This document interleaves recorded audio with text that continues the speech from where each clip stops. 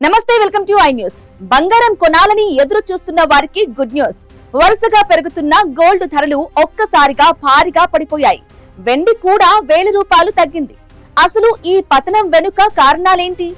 America నిర్ణయం, dollar బలం, Iran పరిణామాలు గోల్డ్ పై ఎలా ప్రభావం చూపాయి? హైదరాబాద్ లో తాజా ధరలు ఎంత ఉన్నాయి? ఇప్పుడు చూద్దాం. శుక్రవారం బంగారం, వెండి ధరలు దేశవ్యాప్తంగా భారీగా తగ్గాయి. హైదరాబాద్ లో 22 క్యారెట్ల 10 గ్రాముల బంగారం ధర 1,40,600.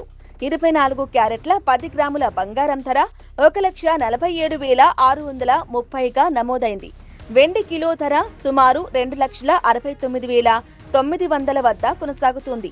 ఈ పతనానికి ప్రధానంగా 4 కారణాలు ఉన్నాయి. మొదటిది, అమెరికా ఫెడరల్ రిజర్వ్ వడ్డీ రేట్లు తగ్గించే అవకాశాలు ప్రస్తుతం కనిపించడం లేదని ఫెడ్ స్పష్టం చేసింది. దీంతో బంగారం నుంచి పెట్టుబడులు ఇతర ఆస్తుల వైపు మళ్లాయి. రెండో కారణం, అమెరికన్ డాలర్ బలపడడం. డాలర్ ఏడాది గరిష్ట స్థాయికి చేరుకోవడంతో అంతర్జాతీయ మార్కెట్లో బంగారం కొనుగోలు ఖరీదైంది. ఫలితంగా గోల్డ్ కు డిమాండ్ తగ్గి ధరలు క్షీణించాయి.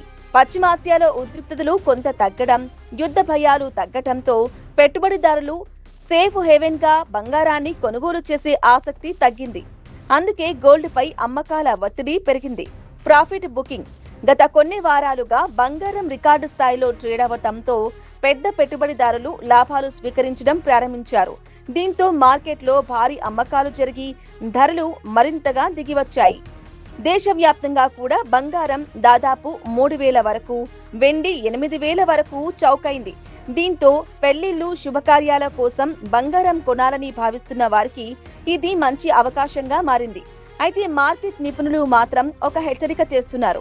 పశ్చిమాసియాలో పరిస్థితులు మళ్లీ ఉద్రిక్తంగా మారినా, అమెరికా ఫెడ్ విధానంలో మార్పు వచ్చినా బంగారం ధరలు మళ్లీ పెరిగే అవకాశం ఉందని చెబుతున్నారు.